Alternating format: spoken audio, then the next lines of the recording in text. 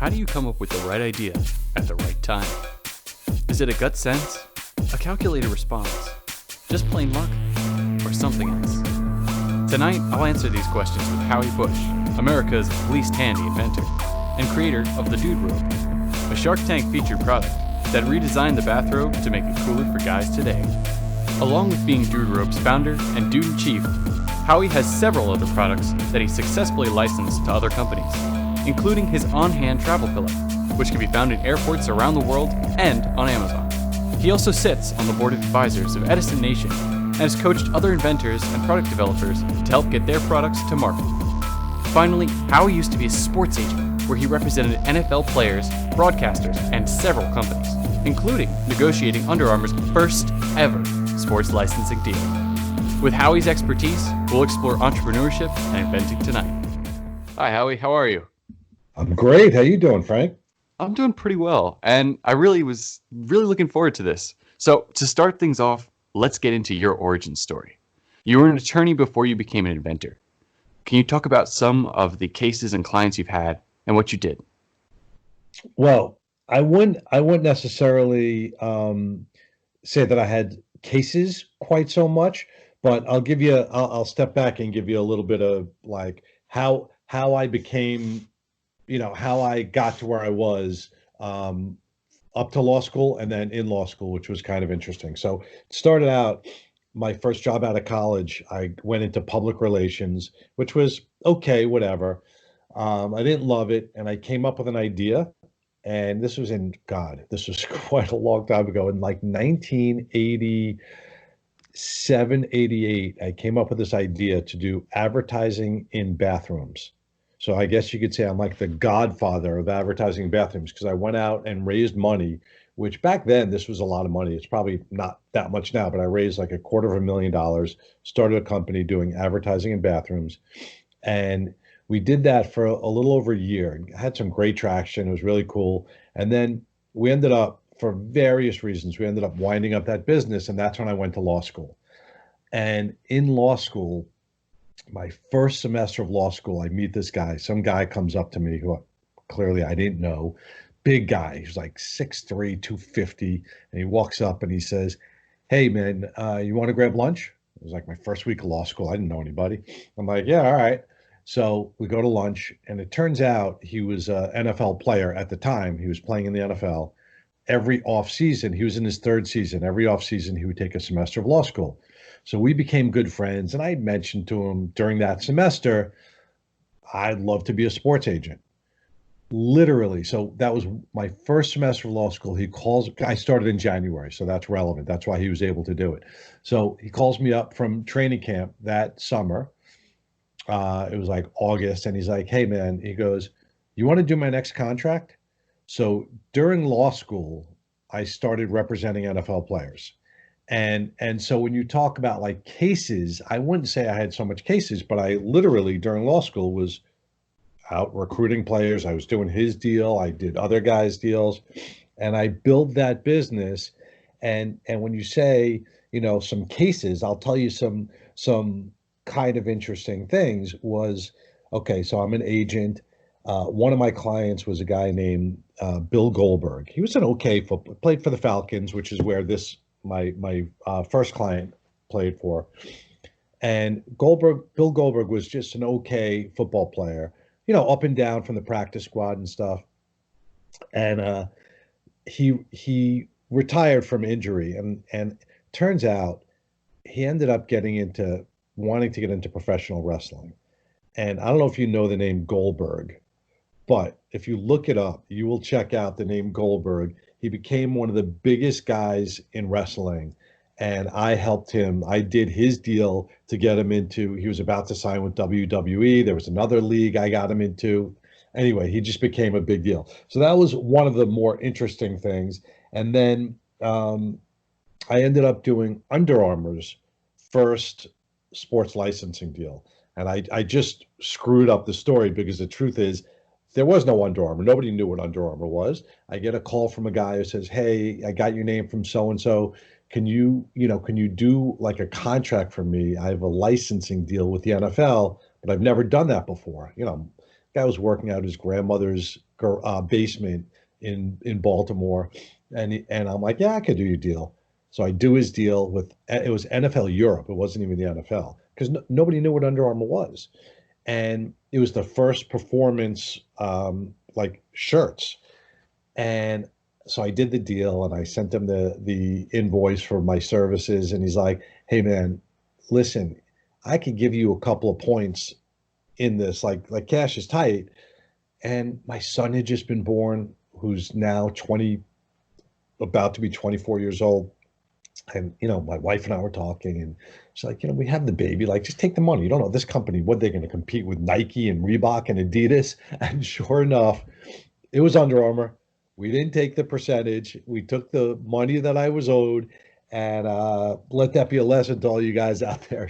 Don't if you get an offer and you believe in a company, which I did. I thought it was a cool company. They had built a better mousetrap, which was the moisture wicking shirt, was the first one ever. Maybe go for it.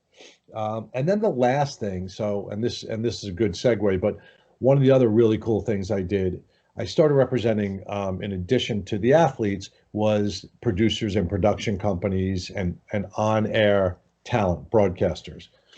And one of my clients was the guys who produced the World Series of Poker for ESPN, and I was doing all their deals with ESPN. And that was cool. Like I enjoyed doing all of that. And that's when I ended up kind of like leaving that area of, everyone's like, why would you stop being an agent? I ended up going in-house with my client who produced the World Series of Poker and doing some more creative stuff, like helping with, in addition to doing the deals, but I was developing shows with them. We developed some cool shows, and so that's the background.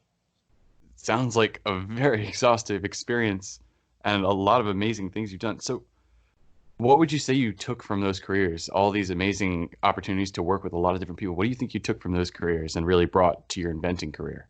Well, I would say a couple things. One is I happen to have a very good network of contacts, and that's in part because, that's kind of my personality, but it's also because when you're in those type of careers, you tend to, I don't know, make contacts that can help you in many other ways, and you can help them. I mean, and I would say from a law school perspective and from that career perspective, one of the things that I guess I would say one of my background pieces that is relevant for me is I have good like analytical tools, and I think that's what law school really teaches you. So even as it relates to inventing, you can't just come up with an idea. You have to analyze, whether it's a big enough market. You have to analyze where it fits. You have to analyze, what makes it, like you really have to critique it and not just like fall in love with your own idea. You have to like really break it down and beat it up. And I think that's a good thing that you pick up in law school, and then again as an agent and things like that. But I would also say networking is really important. Like the more people you know, the more people that may know somebody else. It's the way of the world for everything, not just for inventing, but it is a great thing for inventing. And I guess I would say those are the key things. Are there any ways you could recommend someone build their network, or is it just kind of a thing that happens as you grow in life? Well, I think it's both. And I'll say I'll throw you some props. Look, you networked with me. I saw you at an event and you stayed in touch, and I would say one of the best things you did, you knew something about me. You didn't just like ask me for anything. And I think people think like they should just reach out to people, and people should just be there to do things for them. And it's kind of like if you can flip that and provide value to someone else, and I know as a 21 or 19 or 25-year-old, you don't feel like you can provide value, but it's not really true. Whatever that is, whether it's commenting on their LinkedIn posts or their Facebook or what have you. I mean, there's so many ways you can provide value. Just don't always think of it like, what can I get from that person? But maybe start thinking about it, what can I do for that person? And I would also say, like, so I have two kids, one who's almost 21 and one who's almost 24. And I don't know, maybe it was 3 years ago or so. They were both doing like LinkedIn profiles, and I challenged them each individually to get over 500 contacts. And because then you show up as somebody worth knowing on LinkedIn. As silly as that is, that's just the way it works. And they both did it. And look, you know people. We all know people we come across in life, and don't just insulate yourself. Like the more people you know, the better off you'll be in life. That's for whatever you choose to do.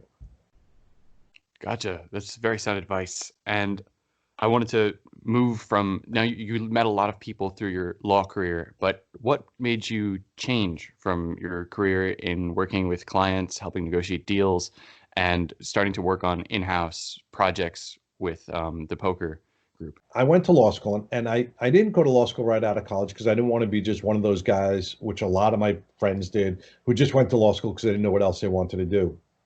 And I thought I wanted to be a lawyer after a couple of years. I'm like, you know what? This is what I want to do. And it turned out it wasn't, which is fine. Like you learn things when you do them. You find out what you like, what you don't like, and those are all valuable experiences.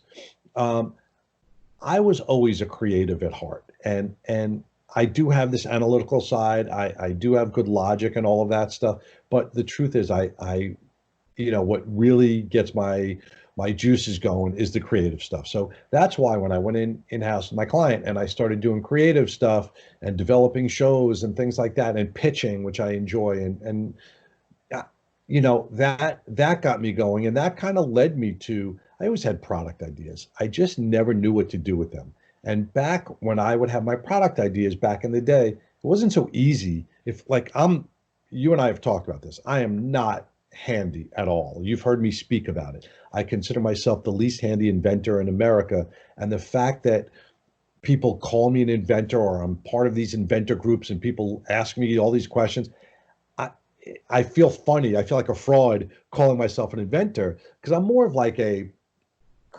creative who can then reach out to other people and get things done, right? Like even products. And so, I always wanted to do those things, and I just never knew how to do it. And then when I came out with I just kind of figured it out for a bunch of reasons. It just started happening that I was able, and the internet leveled the playing field. That was a big part of it. So I have to ask, was the internet around when you invented your first product? And what was your first product? I'm old. I am old, and the internet wasn't around, when I was starting out. But when I was starting inventing, it was, which I didn't really start, quote unquote, getting my ideas, really trying to get my ideas done until like 2011, 2012. So, let's call it 8 years ago. And the way it started was a buddy of mine came to me and he's like, hey, and he was in the sports world. I was in the sports world. He's like, let's come up with something. Let's do something together. And I'm like, you know what? Let's. And I decided, I came up with an idea. I don't remember how I even came up with it, but we were thinking sports stuff. I'm like, what would be really cool? Coming up, like having a good luck product for your favorite sports team, right? Sports fans are so superstitious, and like having a product or a line of products. And that's what we ended up doing. We started building out this like kind of like suite of products and a line of products, but all tied to, sports team colors, whether it's pick a sport and pick a college. So we're like, this could be really big. And that launched into, all right, what do we start with? Because you got to start somewhere. And it was quite a process, and I'm sure you're going to ask me some specific questions about it, so I'll hold off on going into that. But the first product that we decided to launch with, because we felt like it was relatively easy to do, was, we called it Lucky Tails, and it was like a foxtail, which is considered lucky. But so picture a really big rabbit's foot. This is essentially what it looked like. And we envisioned it that you would, or I envisioned it, that you would like take it and be able to get it at games or bring it to games and like wave it around, kind of like a towel, like the terrible towel, except this would be cooler. And that's what we launched with. And when I say we launched, I went the licensing route because we didn't want to go out and like start buying up very expensive, and we may not have even gotten it, like NFL licenses, college licenses. So we ended up going to companies, again, tapping on my network, got to companies that had licenses that made those type of products like plush and things like that. And um, we licensed it pretty quickly. But there was a whole when I say pretty quickly, once we brought it to people, it was pretty quickly, but it took a while before we felt comfortable bringing it to people. What were some of the biggest hurdles you found when you started working on this first product? There's so many hurdles, and you don't want to let like trying to iterate and let perfection get in the way, right? So you learn from the mistakes that you make, and we spend too much money, we took too much time, and like on our graphics and things like that. And when we what we realized was our product wasn't really protectable, other than with a trademark, but somebody could call it a different name. We couldn't patent like a lucky foxtail, right? Like it's just a plush tail. Like there was nothing that was really truly protectable about that. So we got a trademark for the name, which was an good experience to get. We created graphic stuff, but then we had to go out and get the thing licensed. And I would say, we just took longer than we needed to. We spent more than we needed to. Would be, I don't know if they were hurdles, but they certainly were things that held us back a little bit. And then what we realized, and this was the biggest thing, while we were trying to license, let's say the Lucky Tails first, well, let's say we wanted to do a hat or a shirt next, or some sort of thing that wasn't plush. Each one we would have to go to a different company for the most part, because like when they give licenses out, they're for certain categories, and it was going to be very tricky and very difficult to build a brand by doing that. So I think like the biggest thing we learned was you really can't build a brand by licensing out different portions to different companies, and we realized there was a big issue with that. Gotcha. So it's really kind of specialization and timeline that are two of the biggest issues you found with manufacturing your product. And I just Well, want we to weren't jump. gonna, go ahead. I'm Sorry. sorry.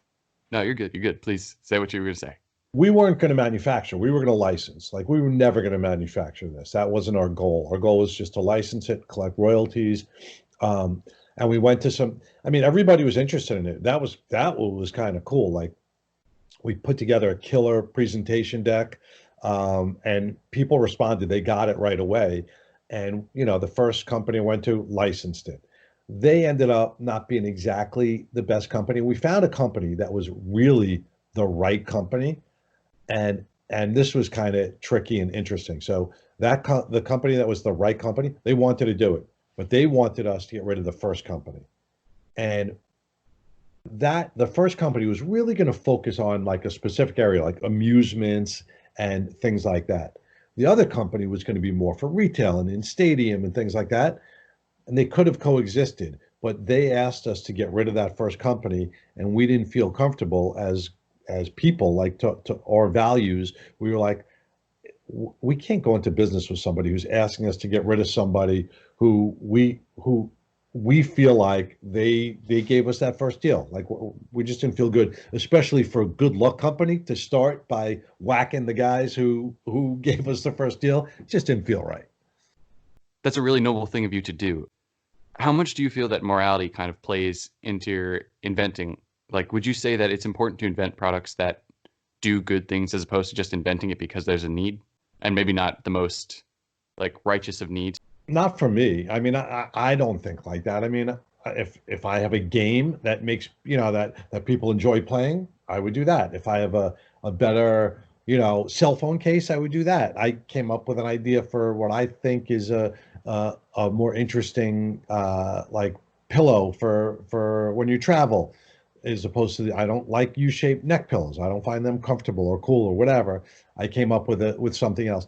The products I come up with don't have to have any sort of like redeeming value or anything, but I still carry myself like when inventors come to me with ideas like, oh, I need you to sign an NDA, whatever.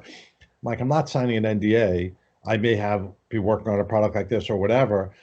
I'm also not going to steal your idea. Like that's where what the values that I'm talking about. Like for me, it's how you carry yourself. If someone I feel like is just a bad person, I probably wouldn't do business with them. If it's someone's bringing me something, I'm not taking their idea. You know what I mean? Like, Right. and people say it, whatever.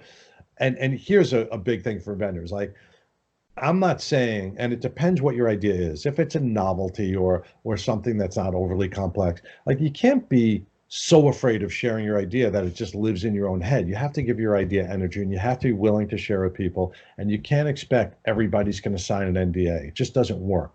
Although when I started, I was the guy, I made like graphic designers sign NDAs. And what you realize is getting a product to market is really, really hard. And again, I'm not saying go shout it from the rooftops or tell everybody. You have to be smart about it. But most likely, if you come up with, I'm making this up, if you come up with like a better, I don't know, like an improved, let's just stay with that, an improved cell phone case, and you're asking your graphic designer to do something or a graphic designer to do something, having everybody sign an NDA just slows up your process, and getting products to market is so hard. Most graphic designers are busy doing their graphic design. They're not running out to steal your idea. Right. And this kind of ties back into like the timeline, as you mentioned that NDAs can sometimes gum up the process. What would you say is the average amount of time an inventor spends on developing a product and getting it to market, or is it really kind of variable? Does it depend on what sort of product you're doing? I would say it depends on the product you're doing. It depends on, it's so many variables. I mean, there is no time, but everything takes longer than you think. NDAs certainly can hold you up. And you know, at the end of the day, and we'll talk about this later, but it may not be an NDA that protects you. If you filed your PPA or provisional patent application, that's your protection as much as an NDA can't hurt. Like if you have a medical device or something like that, I suggest getting NDAs, right? But if you have like a novelty or a game or this or that, I'm not saying never get NDAs. Be smart about who you share it with, but you can't be so afraid of sharing with anybody. There are people who will say that I haven't told my mother yet. I'm like, well, you know, you should probably feel free to tell your mother, you know? Right. And you've been throwing like NDAs, non-disclosure agreements, PPAs, you said, right? And other terms like that. So what were some of the terms you were originally maybe unfamiliar with that are really important terms for inventors to know? I mean, I knew them because I'm an attorney, but I would say PPA or provisional patent application. I would say NDA, non-disclosure agreement. I would say a sell sheet, which is your one-page document that basically is your marketing materials, so people get the idea. And I think that is critical. You know, a lot of people just say sell sheet. They're like, I have no idea what you're talking about. Those, I guess those are the main ones. I guess then there are technical things once you do a deal, if you're looking to license, like royalty rates and, you know, minimum guarantees and right of first refusal and stuff like that. Gotcha. So as you get more involved with it, there's a lot more terminology, I would assume. Yeah, just like anything, and you pick it up pretty quickly. It's pretty easy. It's all on the internet. Now, you've gone through a lot more products. You've made tons of products now. You're, what is it, 5 products in now that you've successfully licensed and brought to market? Yeah, five that I've licensed or brought, five that I've licensed, and then Dude Robe. I think I don't even really pay attention to it anymore. But yeah, I've got and I think where you're going. I'll let you ask the question before I give you an answer. Yeah. So what were some of the things you learned with each new product? Did it get easier? Did it get harder? Was it just a very separate thing for each? It definitely gets easier, and certainly it depends on the product, but it definitely gets easier as you go along in terms of the steps to, again, I tend to license, other than Dude Robe, which we can talk about, but I tend to license my products. And once you know the process becomes easier. You'll have your people that you've now used before and are comfortable with, like a graphic designer, whoever helps you do your provisional patent application and things like that. So you don't spend as much time like looking for those resources. You just work with them, right? So that stuff gets easier and faster. But none of it is ever easy, right? And each one has its own peculiarities.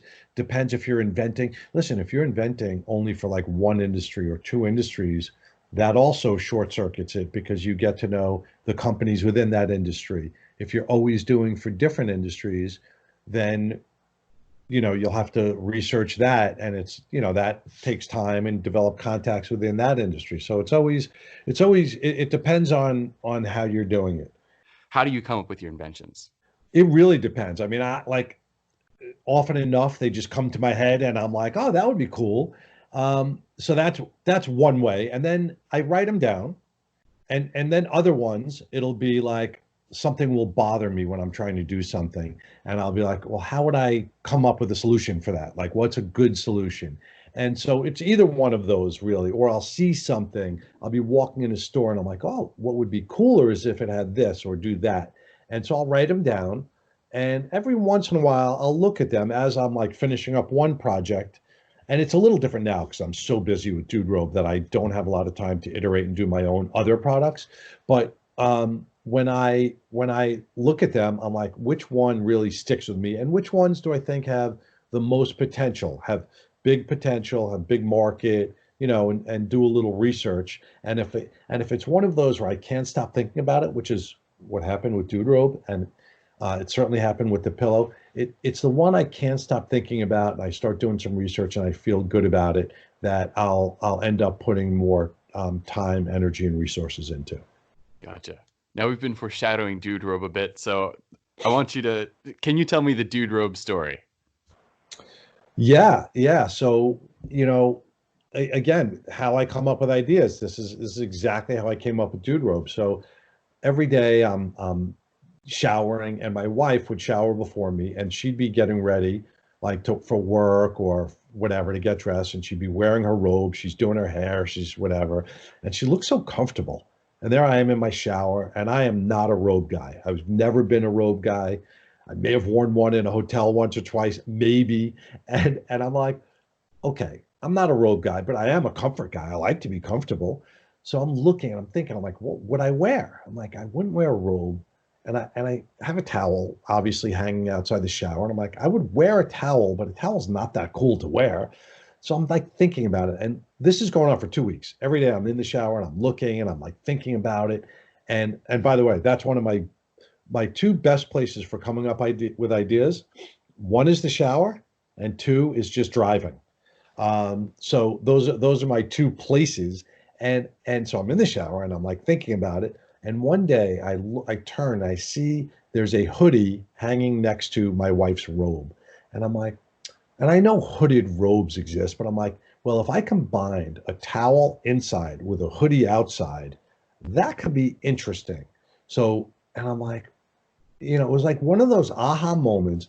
I jump out of the shower, get dressed, run to Walmart, go to my tailor, who has helped me with other products that I've come up with that can use his services. I said, hey, can you make a hoodie and pants out of this?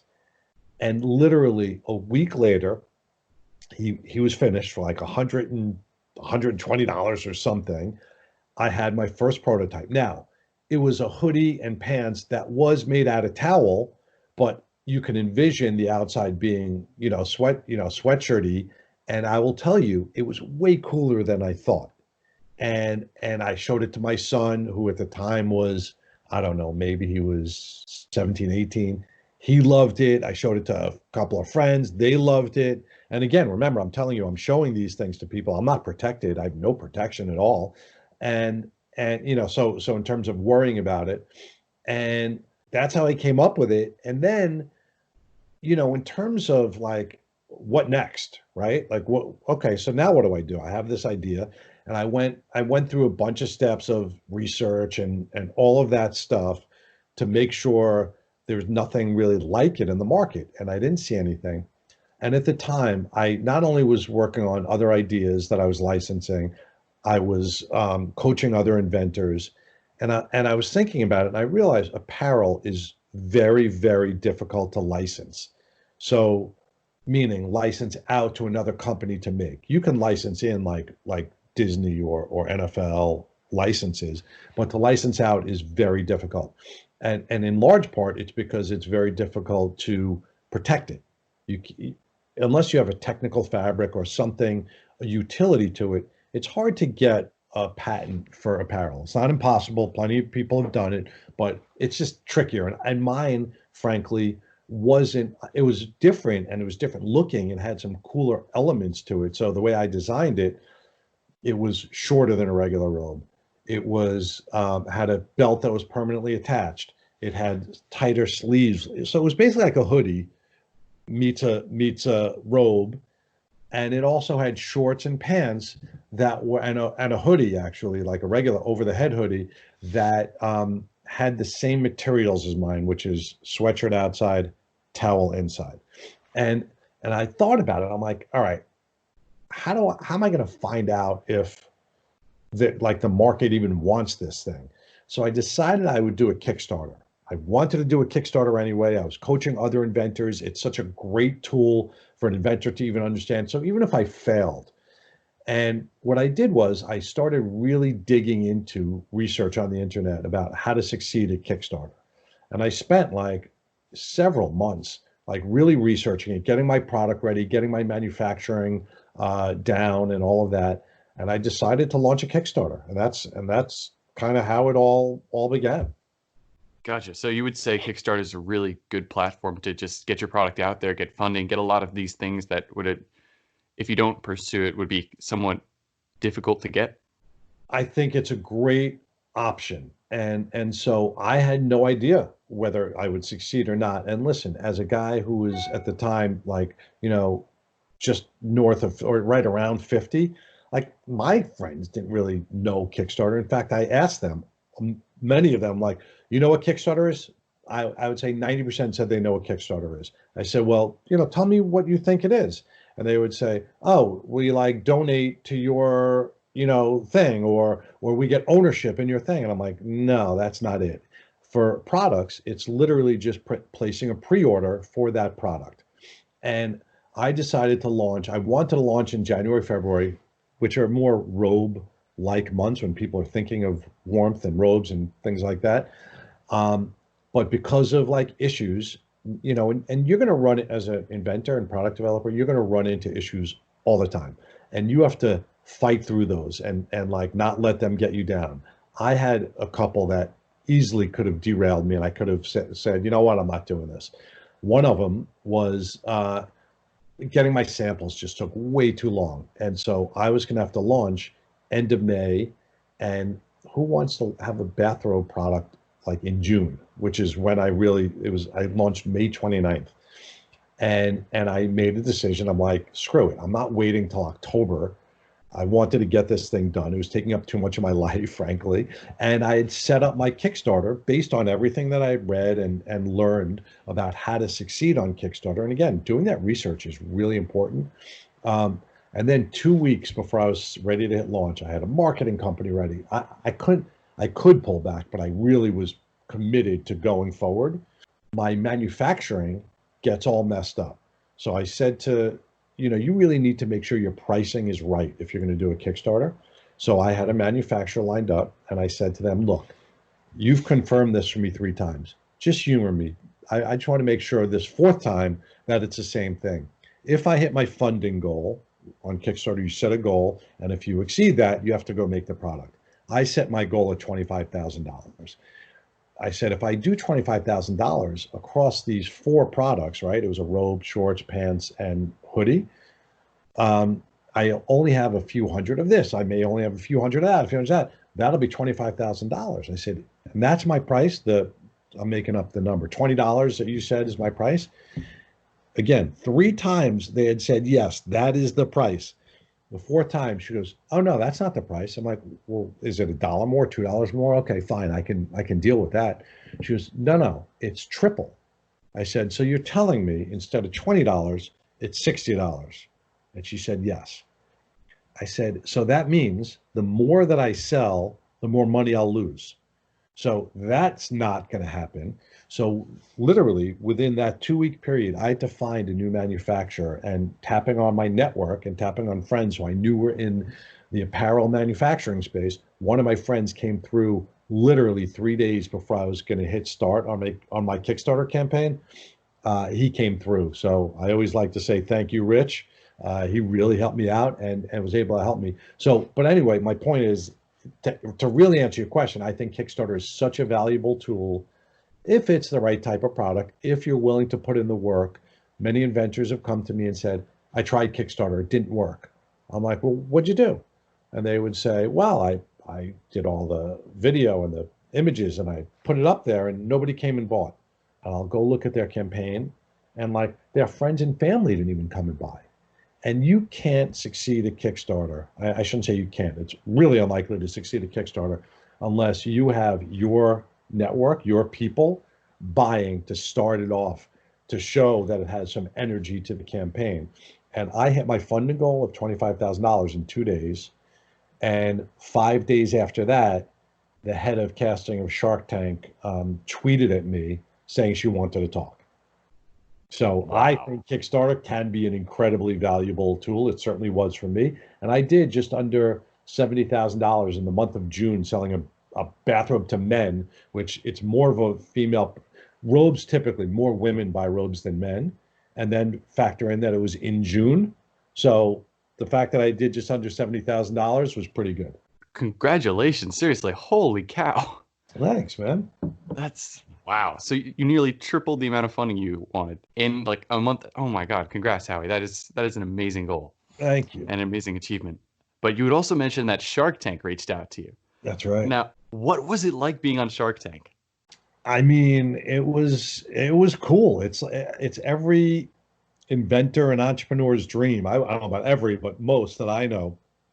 And frankly, it was one of my let's call it a bucket list item. Yet I would not have reached out to them. I did not think whether Dude Robe was the right product or not. Let's put that aside. I knew I wasn't ready. I mean, they reached out. I was a week into my product, and so I never thought I was ready. And I had people saying to me before Dude Robe, they're like, you should go on Shark Tank. I'm like, yeah, that's not how my products work. I license them out. So Shark Tank doesn't make sense for me. And then this, I have to say, I don't want to say it fell into my lap. Obviously, I did a lot of things to make it happen, like putting it on Kickstarter and doing a good job with it and publicizing it and making sure that it was a really good campaign and funded early, because they're obviously looking, even though most people go on Shark Tank, go to auditions and send in tapes and stuff like that. I'm certainly not the only one that they reached out to because they saw it on Kickstarter or somewhere else. But it does make the product easier, I would say. Now, being on Shark Tank, what was your experience like? Like, what are the judges like? What did you have to do before? What did you have to do while on the show? Like, how was your experience with it that way? I mean, the whole experience is very surreal. And you know, what they tell you, and this is pretty crazy, when you first get there and like going through the process of like, just, even though they reached out to me, it wasn't like, okay, you're on. They're like, okay. And it was the head of casting. And she's like, I love the product. I love when we jumped on a call. She's like, I love your backstory. They loved my background as the agent and all of those things that I told you about earlier, which, you know, whatever, let's call it the backstory. All they do is then they pass you on. You just get into the process a little bit faster than everybody else who applies other ways. And you get passed on to a team of producers who you work with. And the producers will say, look, we don't know that you're going to get on. Every week, we let's say we start with a list. I want to say it was like 300 to 400 entrepreneurs. And that will winnow down and we'll get it down to about 150, 160 or so that will fly out to LA and will film. We don't know who's going to air. But that's how the numbers work. So each week you have a call with this team of 2 producers that you're assigned to, and you work on that pitch, that first 90-second pitch or whatever. And there you then get winnowed down and you just hope that you keep advancing. It's pretty crazy. Like, you really don't know, and you're really investing a lot of time and energy and in some cases money. Like, I had to pay for my own set and the set that they wanted to create had to rotate and whatever, and I had to find out where to get something that could do that. It was pretty intense, but it's an intense period of going through that. And the whole time you're going through it, you're very unsure of, well, am I going to fly out there? And literally the week before, they send you tickets and like, we're not sure you're coming yet. And some people do, some people don't. And I ended up going out there. I brought with me, they wanted me to have a butler. I didn't love this part of it, but it got me to bring my one of my best friends from law school, who became my butler, and we went out there, and the process. You have like a couple of days where you're out there. One day you do a whole rehearsal, and you rehearse and you practice that 90-second pitch. That's all you rehearse. You don't do anything else, and it's just in front of the producers. You don't meet the sharks until you get on there. You never really meet them, even like there's no like mingling with the sharks. And so here's what's funny. I'll tell you how it went for me. I ended up, my pitch, which was whatever, it was a little theatrical for my taste, but this is how like they kind of wanted to do it. And every time I was practicing it, I would stumble in one of two or three areas. A little stumble. It wouldn't have been a big deal if I did that stumble, but every time it would be in like one of those areas. And then when I went up to do it in front of the producers, and there were probably like 25 people when you do that pitch, like that rehearsal pitch, which is like the day or two before you actually go film. And I stumbled in one place, but it was a quick stumble. And basically the producers gave me just short of a standing ovation when I finished. And I was like, wow, like they must do that for everybody. And I'm like, okay. And it was a pretty good delivery of the pitch. And I said, well, don't you think with this model you have over there and the butler, like there's too much going on? And they're like, no, we love it. It's perfect. And one of the things that people don't often know is like, as an entrepreneur, you reach out to network. Like I knew two or three people who had been on Shark Tank already, just from my circles and my network and whatever. And so I reached out to them before going on to find out what to expect and get their take and everything. And so I'm talking to one of them after my rehearsal, and I said, man, I did it. And they basically, I'm sure everybody gets it. They did that. They like, all were like standing ovation type thing. He goes, Howie, they do not do that for everybody. He goes, in fact, when I went on, he goes, they hated my pitch so much, we had to redo my entire pitch and be ready within 2 days. So if they loved it, great. So that's fine. That was great. And then in when I did it in front of the sharks, like 2 days later, I finished it and I'm like, I delivered it and it was flawless. I didn't even, like stop or stutter in any of those spaces. It was the best delivery I ever had. Crickets, nothing, not a sound. I'm like, where's my standing ovation? What the hell happened? These guys loved it so much. And what I realized was the sharks don't really care about producers are more theatrical because that's their background and they want good theater. And the sharks care about the business side of it. So it was quite an awakening, a rude awakening when no one like really applauded for me after I did it on, when I was live. Right. And now you also had to negotiate with them on stage, right? Well, I didn't get a deal. So there really wasn't much negotiating, but there was a lot of back and forth. And I think what people don't realize, some people do, some don't, is how heavily edited it is. And I had some people say to me, well, why didn't you respond when they said this or they said that? And I'm like, you know me, you don't think I responded? Like it got cut out, so they have to show them all going out. So it takes up, and they wanted to hear my backstory of Under Armour and stuff like that. That's what they wanted to get out. But I will tell you, so the only part I was nervous about, and I'm not a nervous speaker. I really don't get nervous very often, but that opening pitch, because I was nervous about like stumbling in a spot or two, because it's live. Like they're not stopping the cameras. Like whatever happens, happens. You don't get a second chance. And so I delivered my pitch as the best I ever did. But that was what I was nervous about. Once that was over and I was just standing there talking to them, I remember thinking to myself, how calm I was, like looking at myself from down from above and being like, wow, you're really calm. And I just felt like I was just talking to anybody, like in any other business endeavor. Right. That sounds like it could be a very fun experience.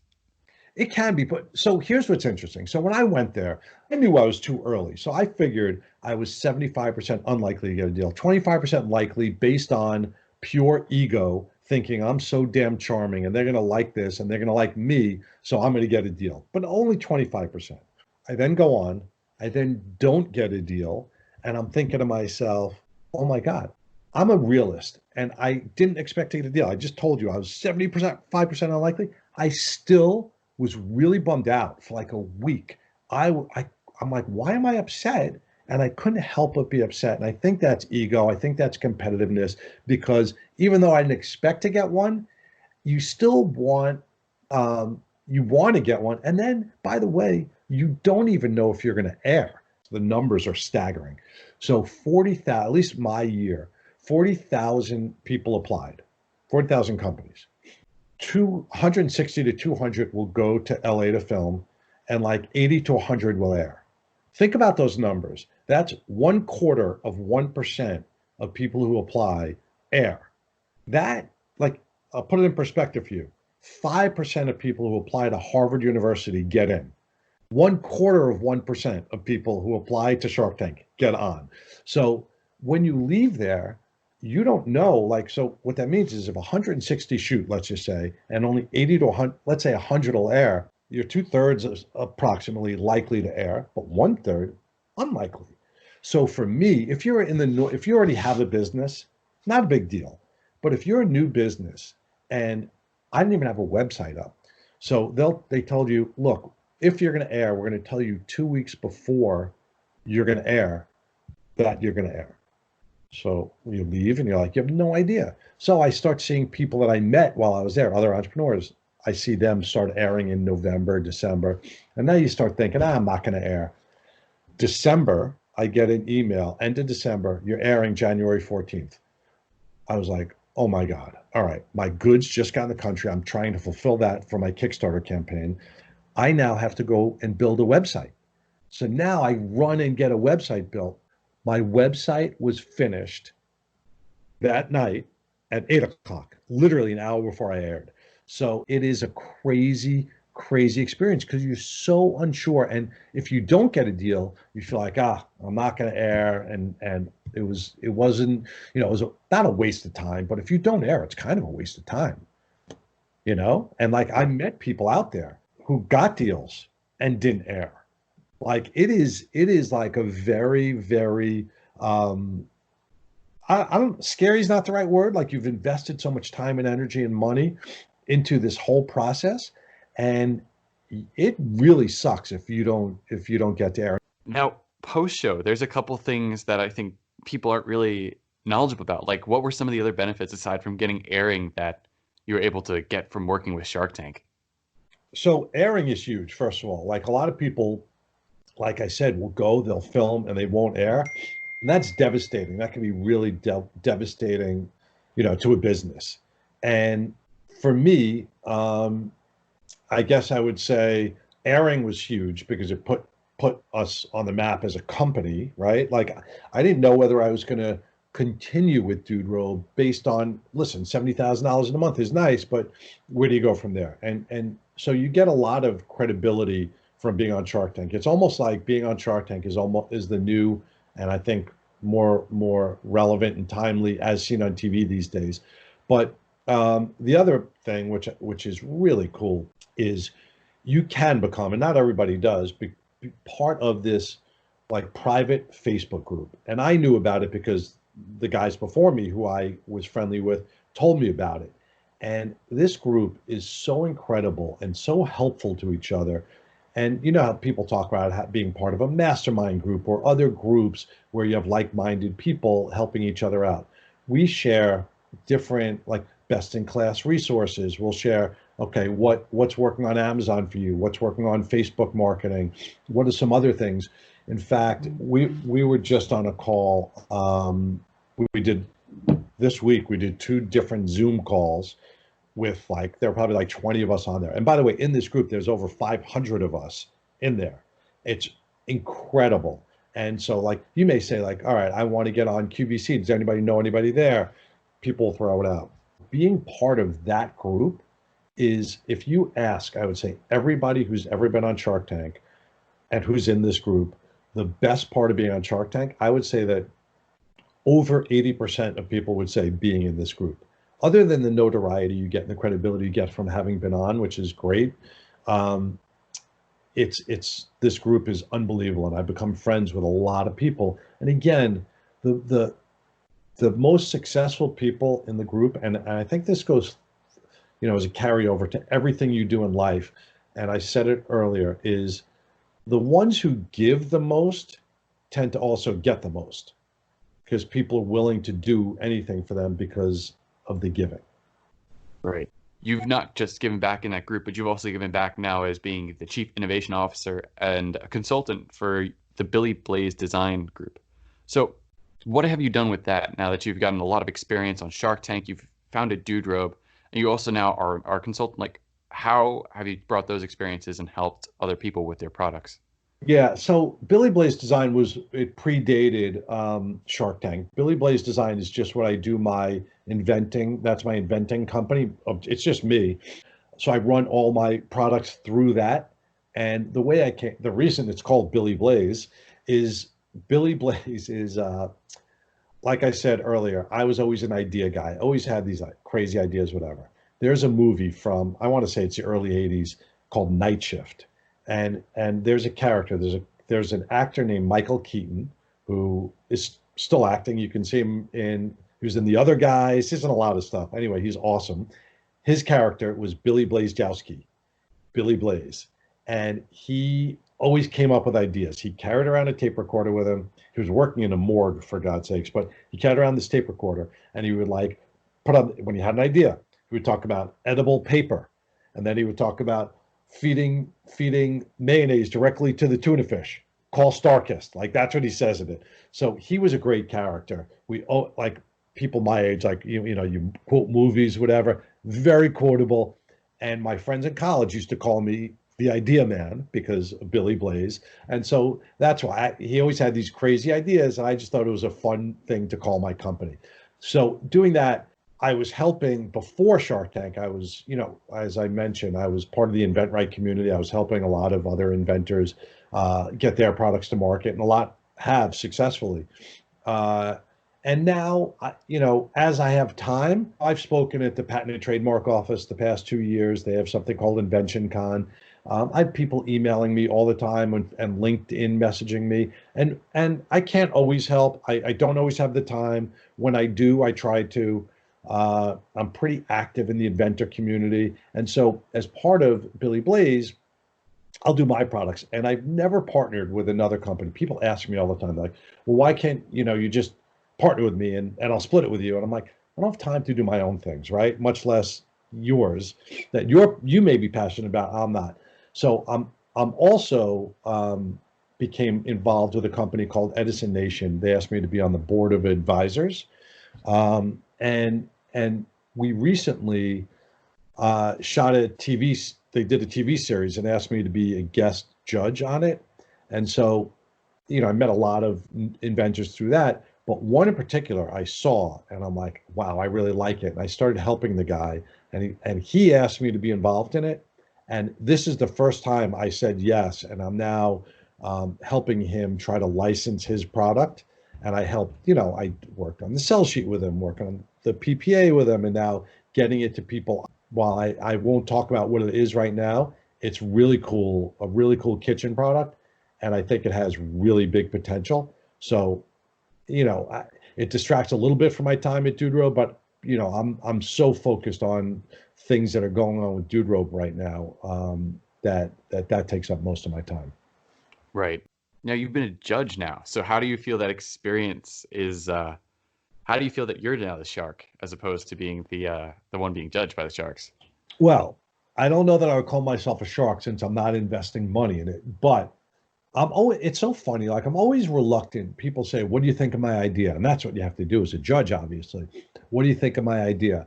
And my answer is always the same. It doesn't matter what I think of your idea, like whether I think it could be successful or not, unless I have particular knowledge of that industry or what have you. But even then, like my idea, my answer to what I think of it is it's just what anybody else's is. Like I may like it, I may not like it. I could be right, I could be wrong. It doesn't matter what I think about it. It's what you think of the opportunity and what you can make of it that is relevant. And what does that industry call for? Like my idea for Lucky Tales, good idea in theory, but when you start looking at the way that industry works, it's not as good an idea, if that makes sense. And so you really have to look at like I'm much more about I don't want to be somebody's dream stealer. If they think their idea can work, who am I to say no? I don't know if you're too young, but I don't know if you ever heard of the pet rock. The pet rock is like this crazy thing that sold many, many millions of dollars worth. And it literally was a rock you would get they would send to you. And it was supposed to be your pet rock. It did millions. If that guy came to me, I would have, before there was a pet rock, I would have told him he's crazy. That's why I don't, truth is, that's why I don't tell people I think their idea is crazy, because I wouldn't have like said, yeah, that's a good idea. Or the Snuggie, which did $1 billion worth of sales. If someone said to me, here, we're thinking of putting the, arms in blankets and it's going to look like this, and you really wanted my answer, I would have said, I don't know, it's not for me, I wouldn't do it. But that's what, so for those reasons, like people ask you what they think of your idea, which is what you have to do as a judge again. And it's just one man's opinion. And you have to, as an inventor, don't like if someone says, I don't like it, don't just take that as an answer. It doesn't matter if one or two people don't like it. Right. And so this kind of comes back to another question I have for you, which is how do you research if a product is a good fit for a market? Like, how would you go about that? Yeah, research is so critical. Everything starts with research. You have to research the patent world a little bit to make sure, A, whether you can get a patent, and that may not be the most important thing, but make sure you're not stepping on somebody else's patent where you're going to get sued. And if you are stepping on someone else's patent, that's not even a reason to abandon your product idea. Maybe you can design around it. Maybe you can make it better. So those are parts of the research, but digging into what's on the market. I know right now we're in a pandemic, so going to a store and looking on store shelves isn't the best thing to do, but go look in store shelves, go on Amazon, go on Google Shopping, and look and put in terms when you do your search. You need to put in terms that not only that you're thinking of calling it, but that someone else, anybody else, might call it, because you may not be thinking, someone else may call it something else, and you may find the exact same thing. I've had a number of inventors say, I have this product and it's nothing like it on the market, blah, blah, blah. And so two things. One is I'll say, well, did you do this? And I'll put it into Google and I'll find the exact thing that they're talking about. They're like, oh yeah, I didn't find that. That's unacceptable. Like you need to do an exhaustive search. And I think a lot of inventors don't want to find something, but keep in mind, like, even if you find something that's similar, like it may be bad if there's nothing like yours. That may be because like you may not be able to license a product if there's nothing like yours, because now you're going to have to convince a manufacturer to manufacture something where there's no category, that maybe they don't make something out of that type of material, nor do they want to. And I would say the biggest thing I would say is, well, we'll get to that, but I think every research is so important. And remember, the product you start with, you may have to change it a little bit. It seems to me like a lot of inventors don't really want to change their idea. And this seems like something that could be a very fatal thing for their idea or product that they're moving through. But would you say that's one of the biggest mistakes new inventors make? And what would you say is the biggest mistake new inventors make? Well, I'll say the new inventors make a lot of mistakes, but or not even just new inventors, all inventors. People have been doing it for years. The biggest one that I hear, and I like, you cringe when you hear it as somebody who's been there a little bit, and anybody who is successful cringes when they hear this. When you say this will make you millions or billions, You just sound so naive. Everybody thinks their invention is going to make millions. Don't say it. You want to think it? Fine. Don't say it, because inventors tend to think it's so easy. Like, yeah, just I'll go to that company. Just do it. Like, what they have to realize is you're asking a company to divert resources from things that they're already doing that they know are successful, and to take a chance on yours that may or may not be successful. And yeah, if you can make millions, great. But you just sound so naive and so green when you start saying, "Oh, this is going to make you millions." Don't don't say that. It's so bad. But anyway, there's so many other mistakes that inventors make. Like I said, they have expectations of people. They'll just reach out.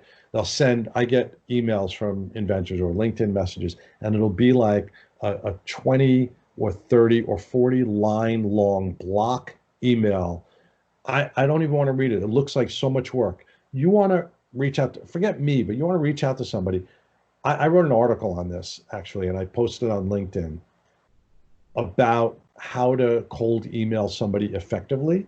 And I will tell you, it went viral. And it was about cold emailing and how short you need to keep that, and how respectful of the person who's receiving it you need to be. Don't tell them when you reach out to someone and you want to connect, if you, it's like when you walk up to somebody at a party. Are you going to literally just walk up and just, without giving them a chance to, after hello, to say anything, you're going to speak for 5 minutes and tell them everything?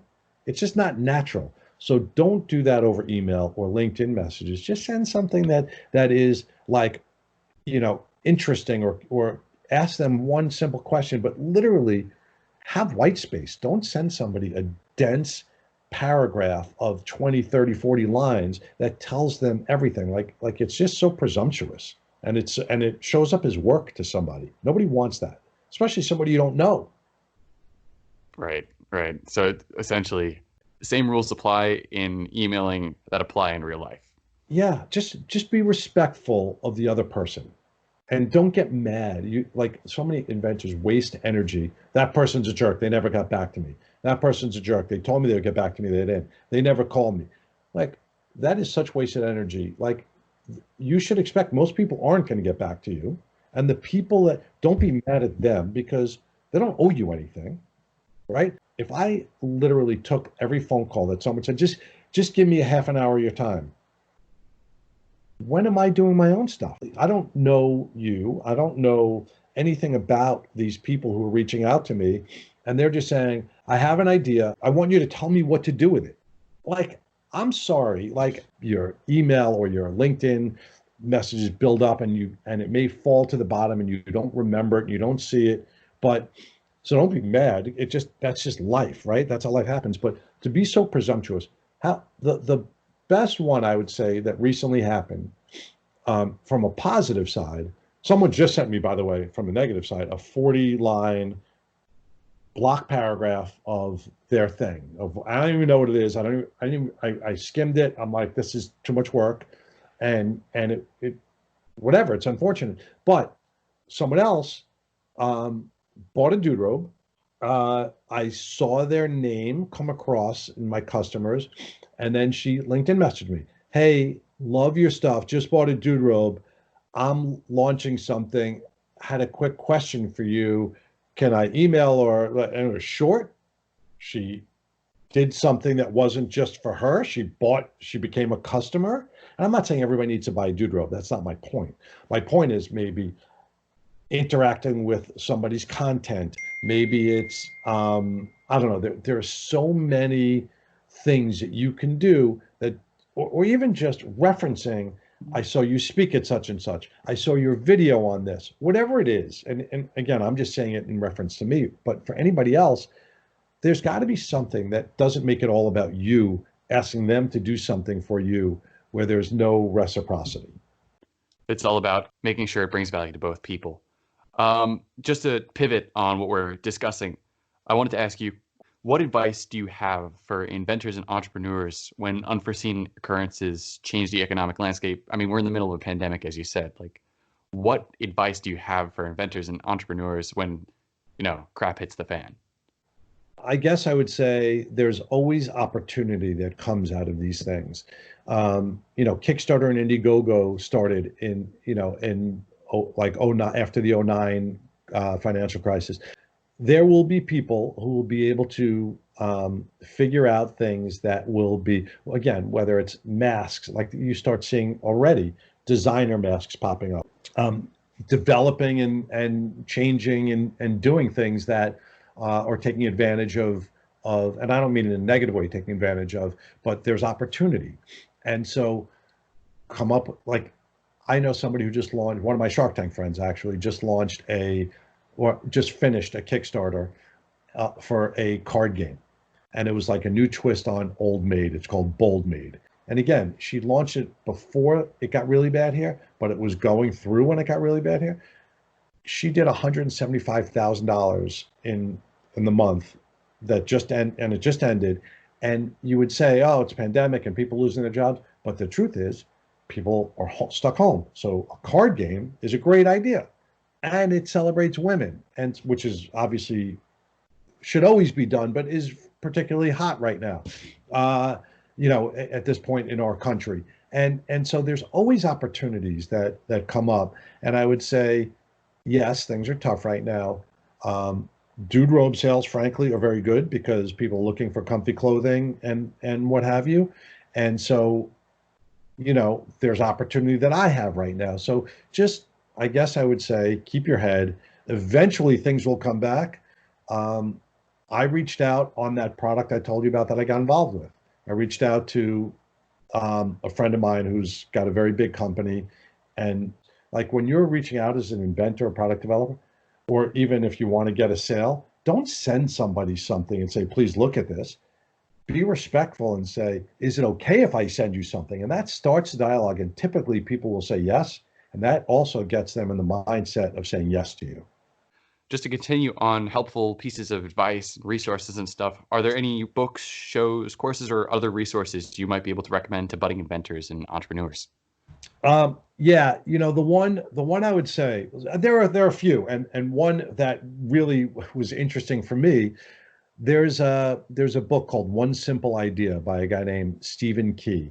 And so when I started my journey, I didn't know anything, like I told you, and I licensed two products right out of the gate. I licensed Lucky Tails, and then one of my favorites was a pillow that I came up with, the alternative to neck pillow that I mentioned, that goes over your hand. And by the way, I invented that product because, and we talk about how do you invent, it came out of a need. I was wearing a cast at the time. I had wrist surgery.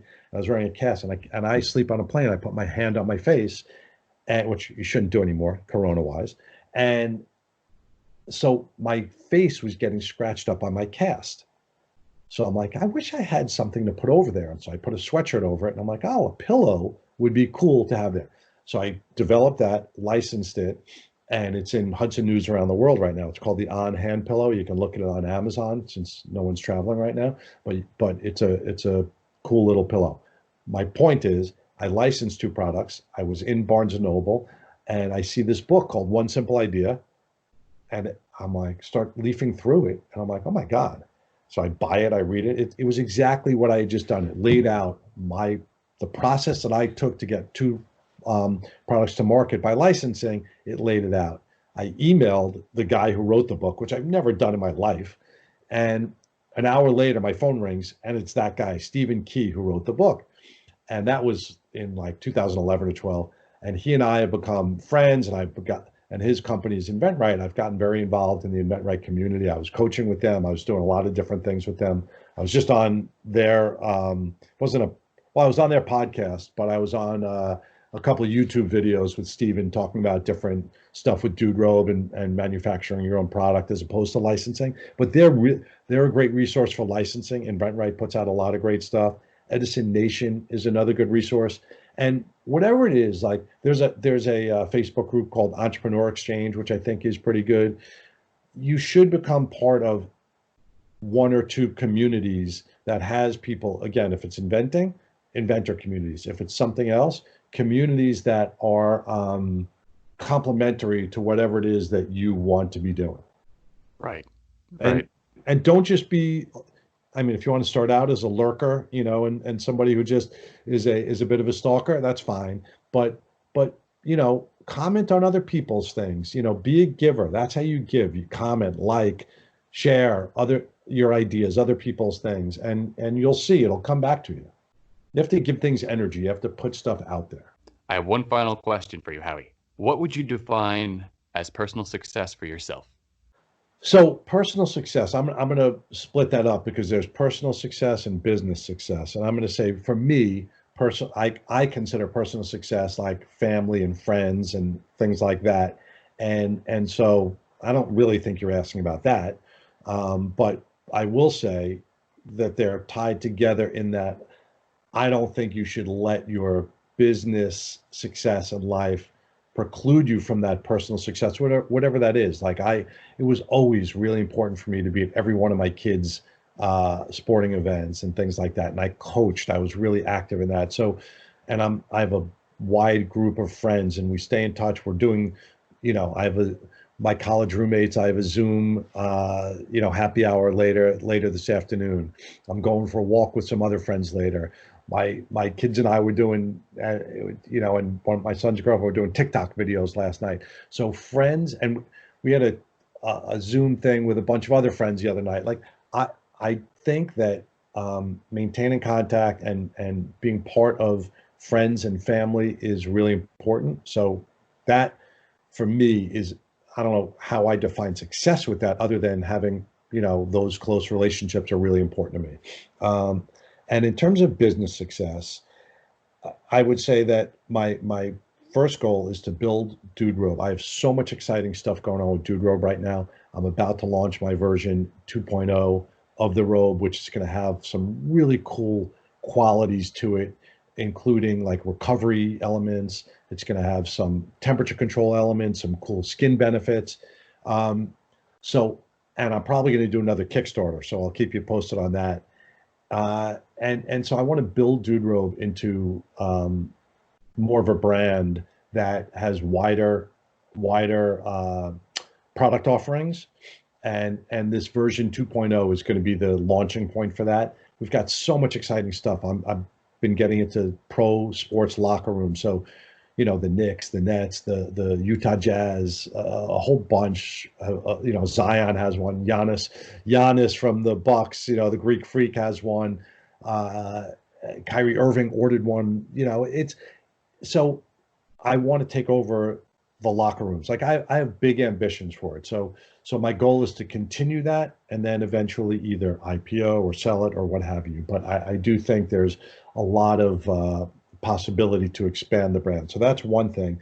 And then the other thing is I do want to bring more products to market. I do get excited by new products, getting them to a certain point, and whether it's licensing, probably will be licensing, and then licensing it to somebody else. Those would be great business success for me. Those are some really awesome goals, Howie. I just want to say thank you so much for sharing your advice and knowledge and just your story tonight. It was a really fantastic experience. Thanks, Frank. To all you listeners out there, thank you for taking the time to tune in. If you'd like to check out Dude Robe, or have any questions about inventing, check out duderobe.com and feel free to email Howie at howie@duderobe.com, both of which are linked down in the description. One more thing before we go. There's going to be a giveaway for a copy of one of my favorite books, Freakonomics, by Stephen J. Dubner and Stephen D. Levin. All you have to do is watch this episode, which you've likely already done, fill out the form with some questions about it, and I will announce the winner in the next episode. Thank you, and good night.